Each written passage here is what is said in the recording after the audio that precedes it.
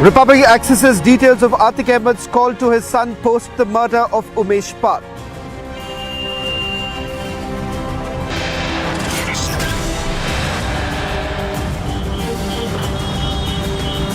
Atiq's shooters shifted out of Prayagraj jail post alleged threat to their lives.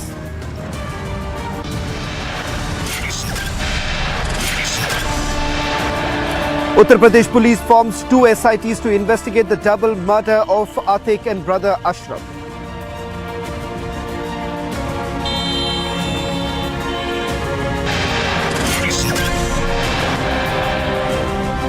Yogi Adityanath briefed every detail and investigation in Atiq murder case.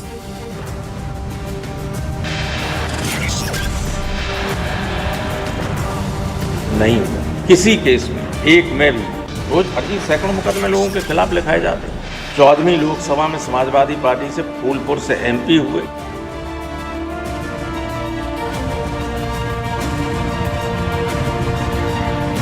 Yogi from Atiq G to media trial. Atiq apologists now emerge to shape sympathy narrative.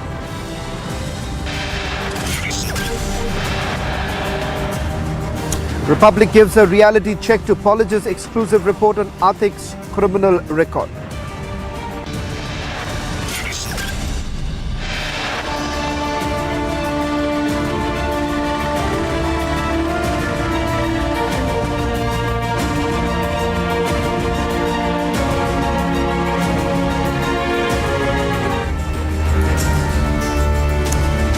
Ladies and gentlemen, there is a lobby that is now on an overdrive to create that sympathy narrative. They say that the rule of law has completely collapsed in the state of Uttar Pradesh because Atiq Ahmed has been killed. But who exactly is Atiq Ahmed? Atiq Ahmed is a man who faces over 103 cases. 53 cases are against his brother Ashraf, who was also killed. As far as Uttar Pradesh police is concerned, they say that the matter is still being investigated. They say that they're trying to find out who are these assailants, whether at all they were working on the instructions of a particular gang, arch rivals of Atiq Ahmed. But the question here is that why exactly try and paint an image of Atiq Ahmed as though he was the messiah of few people? The reality is this, and tonight we get you the story of Jayashree. Jayashree, who has faced a troubled time only because of Atiq Ahmed. Her land was grabbed by none other than Atiq Ahmed and his gang members. For Jayashree, it certainly does not mean rule of law collapsing in the state of Uttar Pradesh by the killing of Atiq and Ashraf. My colleague Madhurama spoke to Jayashree and her family members and also the lawyers to tell you the way she was threatened, her family members were threatened, and not just that, they were asked to withdraw the case against Atiq Ahmed. Listen in to what Jayashree and family members had to say with regards to the killing of Atiq Ahmed.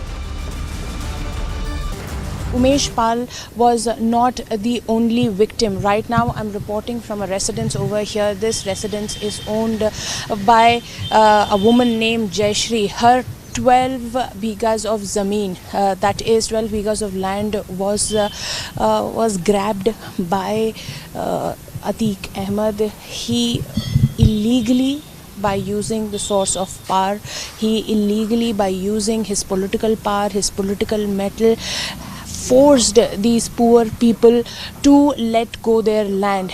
And when they tried to battle, Jayashree's husband all of a sudden went missing, and when she went to fight against that as well, she was shot multiple times, her children were attacked multiple times, and she has been living in fear in decades. In the 1990s, her husband went missing when he got to know that Atiq Ahmed had illegally grabbed his land, had tried to illegally confiscate it, and when he stood up against him, all of a sudden he went missing. After that as well, when Jayashree ji continued to battle this case, she was also attacked. Right behind me is her residence. You can see that there's not even a single window in this house because they have been living in fear. They're just ventilators, small ventilators, one gate that is being used here, and right next to me is the piece of land, the 12 bighas of land that we're talking about,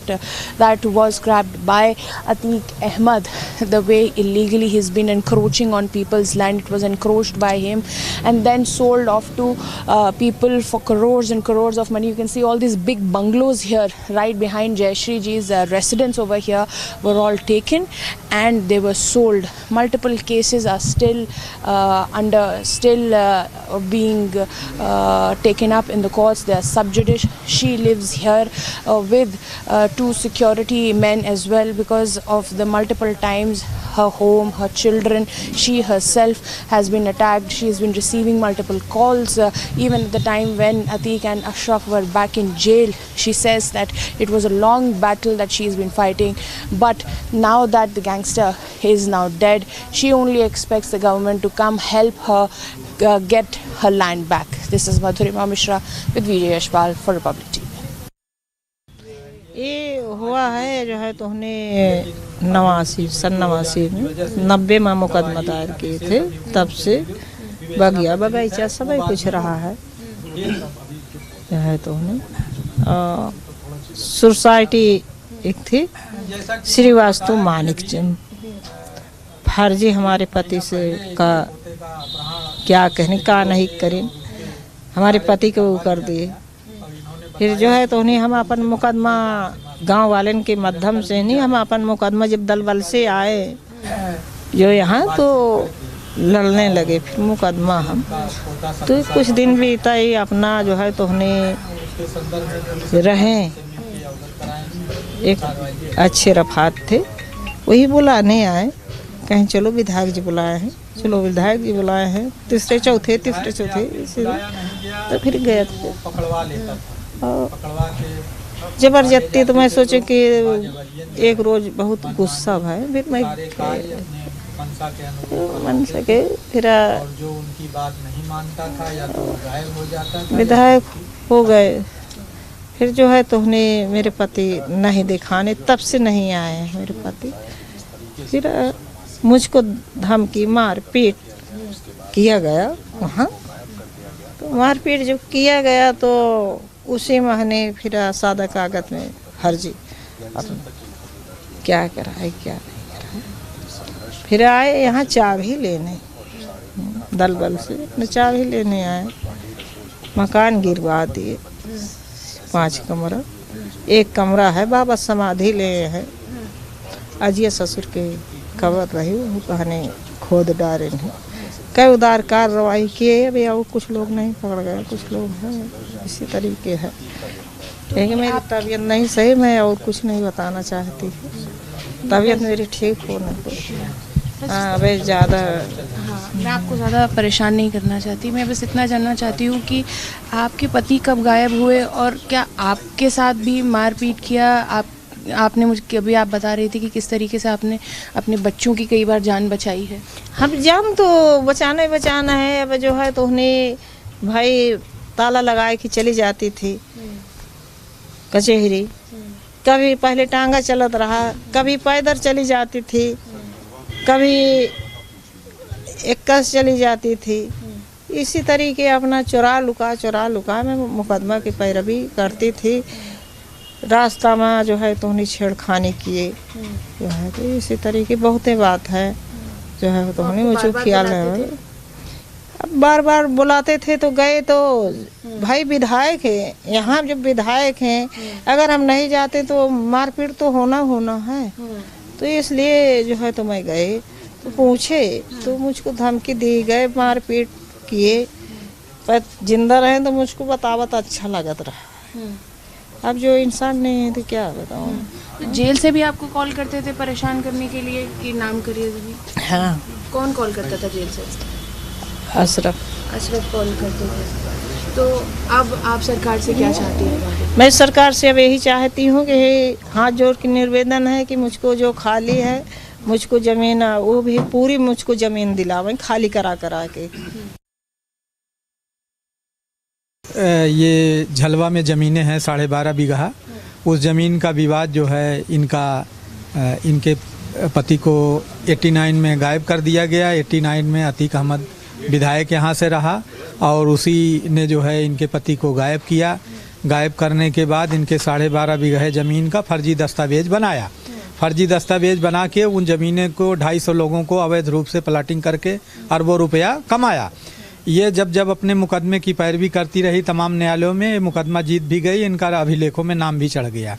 फिर जब ये उन ज़मीनों पे जो अवैध निर्माण होते थे तो उसको रोकने जाया करती थी, तो इनके और इनके बच्चों के ऊपर प्राणघातक हमले हुए। वो मुकदमे उसमें दर्ज हुआ 91 सन 2001, जिसमें गैंगस्टर भी लगा। फिर दूसरा मुकदमा दर्ज हुआ 253 सन 2002, उसमें भी गैंगस्टर लगा और वो जेल भी गया। शासन प्रशासन ने इनकी मदद किया और मुकदमे लिखकर अतीक अहमद को जेल भेजा। जब मुकदमों से वो बेल पा के बाहर आ जाता था तो फिर इन ज़मीनों को बेचता था और ये रोकती थी, तो फिर इनके ऊपर प्राणघातक हमला करता था। तो इनके पति भी गायब हो गए, वो क्या केस है? वो केस जो है वो उसका मुकदमा दर्ज हुआ, लेकिन वो 5 बार विधायक रहा मैडम, 1 बार सांसद रहा, जिसके वजह से वो मुकदमे इनके वो सरकार वर्सेज मुकदमा होता था और समाजवादी पार्टी का वो पोषित माफिया था, जिसके वजह से वो मुकदमे वापस हो जाते थे। इनके ऊपर जो प्राणघातक हमले हुए 2008 से लेके 2022 तक वो मुकदमे दर्ज हुए। वो मुकदमे माननीय न्यायालय MP अमले कोर्ट में विचाराधीन है जी। तो अगर हम आगे की बात करें तो ये बता रही है कि 2016 में भी इनको दोबारा से इन पे गोलियां चलाई और जेल से भी इनको कॉल आते रहे। हाँ, 2016 में अतीक अहमद जेल से बाहर था और अतीक अहमद, अशरफ और उसके गिरोह के साथियों ने इनके ऊपर ये मुख्य गेट के बाहर घर में घुस के गोलियां मारा, सैकड़ों गोलियां मारा, जिसमें इनको गोली लगी, इनके बेटे को गोली लगी। चूँकि समाजवादी पार्टी की सरकार थी, इनको गोलियां लगी। पुलिस प्रशासन ने देखा कि महिला को गोली लगी है, उसके बेटे को गोली लगी है। उस गोली और उस विभत्स घटना को न छुपा नहीं सकते थे, ढक नहीं सकते थे, लिपापोती नहीं कर सकते थे, जिसका मुकदमा बड़ा जद्दोजहद के बाद जो मृतक हुआ, अभी मारा गया, उमेश पाल ने सहयोग किया, चूँकि गांव के ही सदस्य रहे, और विधायक पूजा पाल ने भी सहयोग किया। तो इनका मुकदमा 2016 में अपराध संख्या 135 सन 16 दर्ज हुआ और दर्ज होने के बाद 2017 में अतीक अहमद को जेल भेजा गया। 2020 में जब अशरफ पकड़ा गया तो उसको भी जेल भेजा गया। इन्हीं के मुकदमे में कार्रवाई हुई, आरोप पत्र माननीय न्यायालय में प्रेषित हुआ। अब भी वो मुकदमा 135/16 थाना धूमनगंज के पास अन्य अभियुक्तों के खिलाफ विवेचना प्रचलित है। तो जेल से भी इनका पूरा काम चल रहा था, बता रही है कि अशरफ कॉल करते थे। जेल से निरंतर इनका जो है कार्य चल रहा था, कभी भी इनका कार्य नहीं बंद हुआ। चूँकि ये सांसद विधायक रहे तो इनको सांसद विधायक के लिए जेल की अलग बैरक होती है। उसी बैरक में ये पैसों के बदौलत, चूँकि इनकी ज़मीनें या बहुत सारे लोगों की ज़मीनें बेचा और अवैध रूप से बेचा, धन आए, उस पैसे का वो भरपूर उपयोग और दुरुपयोग किया और उसी क्रम में इनके साथ गंभीर घटनाएं किया। 2018 में भी इनके घर में घुस के उसके साथियों ने, गिरे के लोगों ने गोली मारी, जिसका मुकदमा 09/2018 दर्ज हुआ। 2020 में इनके घर पर बम से हमला कराया, जिसका मुकदमा 1187 दर्ज हुआ। उसकी विवेचना थाना धूमनगंज आज भी कर रहा है। तो लिहाजा इनके ज़मीन के संदर्भ में अभिलेखों में इनका नाम है। धोखाधड़ी फर्जी तरीके से उसने ज़मीन 250 लोगों को बेचा। ये ज़मीनें जो सामने हैं वो बेशकीमती ज़मीनें हैं। उसी ज़मीनों पे अवैध निर्माण 250 घर बन चुके हैं। 8.5 बीघे पे घर बन गए हैं, शेष भूमि खाली पड़ी हुई है। सालों से इनकी जान को भी खतरा रहा है। हाँ, हमेशा जान का खतरा रहा। इनको मार डालने की नीयत से ही इनके ऊपर हमले हुए, लेकिन इनका सौभाग्य अच्छा रहा, ये बच गई, इनकी मृत्यु नहीं हुई। और इनका घर को देखेंगे किले नुमा बना हुआ है, उसमें खिड़कियां नहीं हैं, एक लोहे का दरवाज़ा है जिससे लोग आते जाते हैं, और किस तरह परिस्थितियों में रहते हैं ये आपके सामने है, देख सकते हैं। Ladies and gentlemen, and they say that the rule of law is collapsed in Uttar Pradesh. If you hear the testimony of Jayashree, there are a lot of questions essentially to be raised. What exactly was really happening when Ashraf was making those calls to Jayashree sitting inside the jail? She was being threatened, and not just that, there was a direct attack on her family members. Now, the fact of the matter is that the Chief Minister of Uttar Pradesh, Yogi Adityanath, made it abundantly clear that these were not empty promises. Mitti mein mila denge was that entire clarion call that was essentially made by the Chief Minister, and ensuring that the state is basically freed from the mafia stranglehold. And that's exactly what we are witnessing now.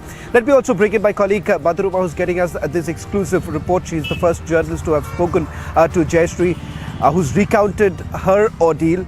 Madhurima, it's very clear Jayashree is just one such person. There are several others who've had troubled times only because of Atiq Ahmed. And as they say, that there was that element of fear that existed in his fiefdom. People suffered and there was no justice. For some people, it is not a collapse of rule of law. Rather, they say it's finally the end of Atiq's threats.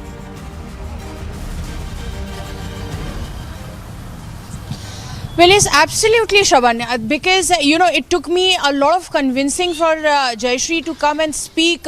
She was very scared of coming out of her room. She was very scared of the fact that who's peeping through the gate. She was very scared of everything. But then she came out and, after convincing that she must share her story, she says that her horrors of her past, they still rattle her. And though Atiq Ahmed is dead, but she is still living in fear because of that the gang still exist. And she said that now that he is dead, there is a sigh of relief. But like she said, she has been requesting now the government to help her gain her land back. She thanked also the UP dispensation, that she said in our interview that after 2017 she was given the due security. There were 2 policemen with with high technology weaponry safeguarding the Jayashree's residence as well, Shravan. And if we look at the entire tale, the tale of a lady, she is not very educated, but after she lost her husband, who all of a sudden disappeared because he was battling this case against Atiq Ahmed, and all of a sudden he disappears, and after that Jayashree and her children are left to suffer. She explains her ordeal as to how she used to hide, and she under many camouflages she used to go to the court to fight her battle, but she did not let go easily. And after the dispensation changed, she could really go and fight her battle, and then she did it fearlessly with the security provided to her. So like the question you were asking, that where there are many who are questioning that the law and order situation in the state is brutal, many like Jayashree who have been conned, tortured by Atiq Ahmed are taking a sigh of relief that finally it's an end of an era of a gangster who troubled hundreds and thousands. Shravan. Okay.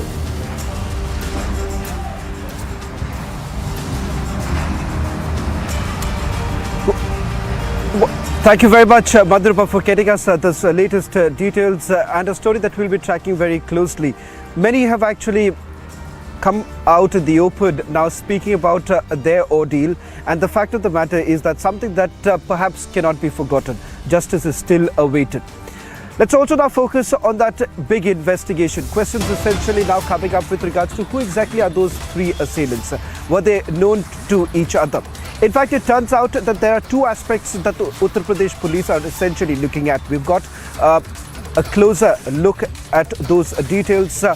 2 aspects clearly being probed by the UP police at this point in time. However, having said that, they haven't really taken a call whether at all it will be the STF that will going to take over this entire case, because remember, the 3 shooters have now been shifted out.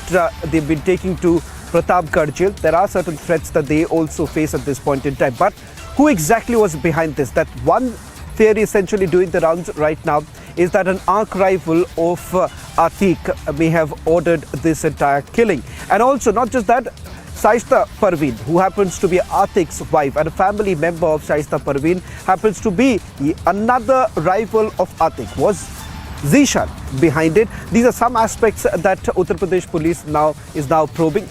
Getting us more details on the investigation front is my colleague Harsha, who's joining us from Lucknow. Harsha, two very important aspects that's being looked into right now by the UP police. Take us through those details with regards to who are the arch rivals are we really talking about, and have they been able to get some substantiative proof? Shravan, after investigating a lot and after speaking to the insiders of police officials, we have got to know that Atiq Ahmed and Ashraf had their rivals in UP as well. The people who were initially they working with, the investors, the investment, the lot of money where it was involved. And now we are getting to know that the relatives of very close relatives of Atiq Ahmed's wife, Shaista Parveen's very close relatives, Zishan and Imran, they were the very close rivals of Atiq Ahmed. Atiq's plan was that in near future, if he got a chance, he will first attack on Zishan and Imran. And from Sabarmati jail only, Atiq was planning this all the move, be it the Umesh Pal murder or the murder for Zishan and Imran. And what we have gathered is that police has a hunch that the three shooters who have killed Atiq and Ashraf, they were contacted from the side of Zishan or Imran, and they were hired for contract killing because proper instructions were given. There was transactions between them, there was monetary transaction, and a huge sum was offered to these three shooters that after the work gets done, this will be the entire amount that will be transferred to you. Now before that Atiq could take any action, the Umesh Pal murder case inspired in such a way that Asad, Guddu Muslim, Sabir, beat everyone were on the police radar. Asad got encountered, Guddu Muslim is still absconding, Shaista Parveen is absconding, Aisha is absconding, and Sabir is still absconding. But the people who have been gunned down by police officials, these are the people who are in the radar of UP STF. So police has a hunch that this could also be the angle that Zishan and Imran got a chance, that how could they kill Atiq and Ashraf and how could they get safe. So Shravan, right now there are multiple lines which police are actually following. They are also trying to locate the investment details of Atiq Ahmed. So this is what we have got to know. Shravan, back to you. Well, thank you very much, Harsha and Madhruba, for getting us the latest details. There are several unanswered questions when it comes to the police investigation, something that our entire team here would be tracking very closely. We've got the largest team right now here in Uttar Pradesh getting you the latest details. Let's also now get you another piece of breaking news now coming in right now. My colleague Tanisha Awasthi has been tracking this very closely. The postmortem report, the details now with Republic TV. We'll in fact get you more details of it right now, and we'll try and go across to Tanisha, who's going to get us more details. In fact, this is what we are picking up right now. It's the preliminary postmortem report. There are 9 bullets in Atiq's body and 4 bullets in Ashraf's body. 20 empty cartridges have been found from the ground. Let me try and go across to Tanisha, getting us the latest details. Tanisha, you've been able to speak to some of the sources here at Uttar Pradesh Police. In fact, you're picking up more details of the postmortem report. What is it that you're picking up in terms of, one, how many rounds were actually fired? Because there wasn't much clarity on that front.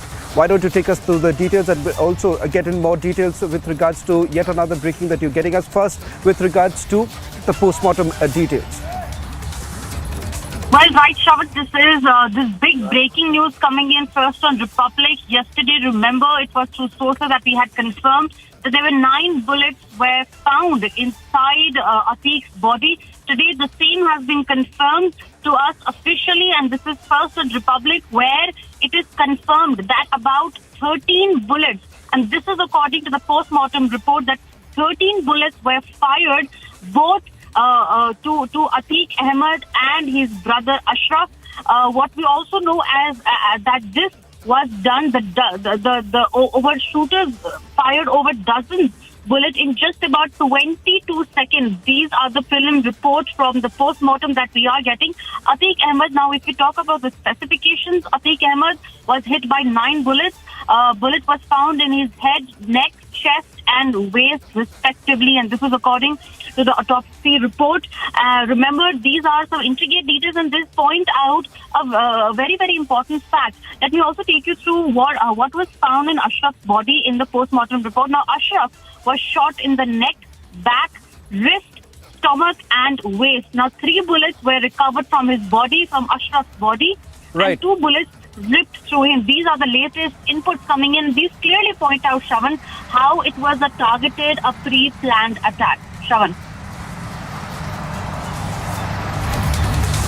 Well, thank you very much, Tanisha, getting us the latest details. And now, with regards to the police remand, also details are emerging that an application in all likelihood would be filed by the police with regards to seeking further custody of the 3 shooters. A story that we'll be tracking very closely. That's all that we could pack in this special edition of This is Exclusive from Prayagraj.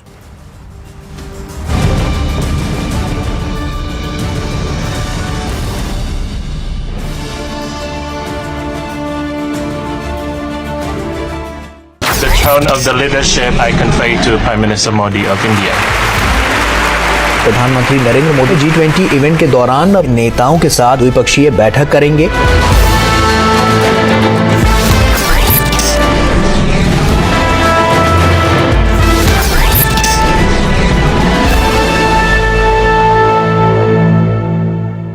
एक आसमां कम पड़ता है और आसमां मंगवा दो, है बेसब्र उड़ाने मेरी पंख ये नीले रंगवा दो। स्वप्न करोड़ों सत्य हो रहे, अब उनका सत्कार करो। मन में जो संकल्प तुम्हारे, अब उनका इजहार करो। निकल पड़ा है भारत मेरा, अब तुम जय जयकार करो।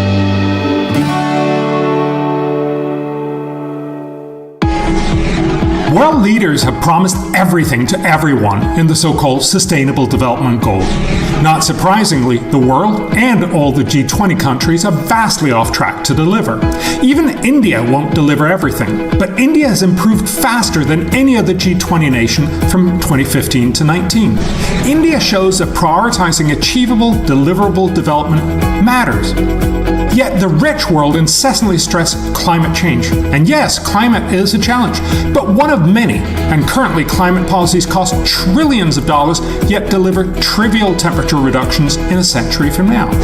In a world where we can't do everything, India is uniquely placed to demand the world focus on the most efficient development policies first. Growth, jobs, education, health is at the top of India's priorities, as it is across most of the world. Climate is there too, but nowhere near the top. I will talk about how smart policies can help India and the world achieve amazing progress for little money.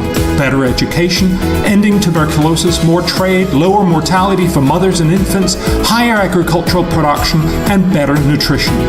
Chairing the G20, India can help all of us focus on the smartest solutions to the challenges faced by the Global South. I'll challenge popular opinion at India's biggest news event, the Republic Summit, which is by far India's most high-profile event. I'll see you there.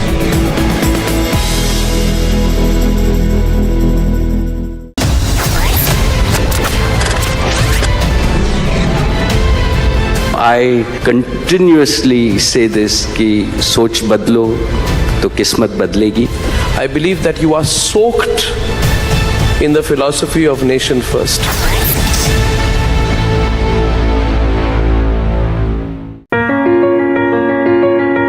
Dear viewers, in a few days we are bringing to you once again the Republic Summit.